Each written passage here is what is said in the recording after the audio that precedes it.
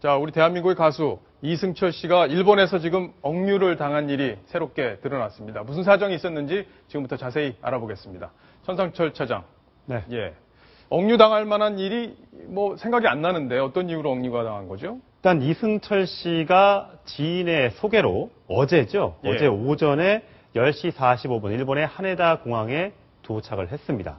그런데 일본 출입국 사무소에서 어떤 이유도 되지 않고 그냥 계속 사람을 묶어둔 거죠. 이유도 되지 않고요. 그렇습니다. 4시간 동안 계속해서 묶어놓고 있다가 결국 출입국이 안 돼서 가수 이승철 씨는 비행기를 도로 타고 4시 45분에 서울로 돌아왔습니다. 예. 근데 그 전에 이제 얘기를 한 바로는 도대체 왜 나를 수속을 안 시켜주느냐 이렇게 물어봤더니 석연치 않게 대답한 것이 최근 언론에서 나온 보도 때문이다 이렇게만 얘기를 했다고. 언론 보도 때문이요? 그렇습니다. 어떤 내용이었죠? 일단 언론 보도가 이제 2014년 8월 14일 날, 그러니까 올해 광복절 전날 이승철 씨가 신곡 하나를 발표했는데 예. 독도에 가서 발표를 했습니다. 아, 독도에서 신곡을 발표했다. 그렇습니다. 예. 그 부분에 대해서 일본 출입국 사무소에서 문제를 삼은 것으로 보입니다.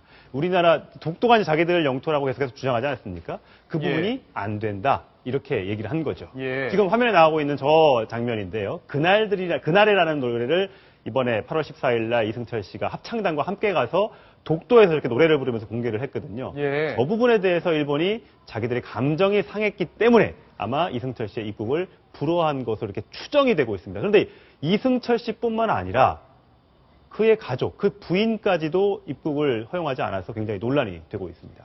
결국엔 일본을 그럼 못 가고 한국으로 돌아온 건가요? 그렇습니다. 바로 예. 돌아와서 4시 45분에 돌아왔고요. 오늘 이제 이런 이승철 씨의 입국 불허 사실이 언론을 통해서 공개가 되면서 이승철 씨가 조금 전인 3시 40분경에 이 트위터를 통해서 얘기를 하나 했습니다. 예, 뭐라고 했죠? 송일국 씨가 과거에도 비슷한 이유로 입국을 불허당한 적이 있는데 예. 송일국 씨의 아들이 새쌍둥이가 있지 않습니까? 대한민국 만세. 예. 그 이름을 부르면서 나도 이제 서운한 감정을 그렇게 표현을 했습니다. 예. 제가 오늘 이승철 씨 부인하고, 이승철 씨는 전화가 꺼져 있더라고요. 제가 전화를 했는데, 부인하고 직접 통화를 해봤는데, 아주 짧게 대화를 나눴습니다. 어떻게 얘기했는지 직접 들어보겠습니다.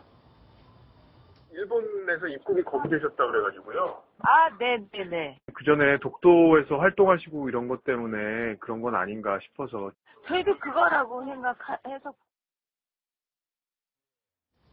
지금 그것 때문이다 이렇게 얘기를 했는데, 일본에서 잡혀 있을 때 예전에 그 대마초 문제를 거론을 했었다면서요? 그렇습니다. 이 한 15년, 20년 가까이 다 된 사건인데 그 얘기를 꺼내면서 옛날에 당신 대마초 피웠던 적이 있지 않아? 이런 식의 응대를 했다는 거죠. 예.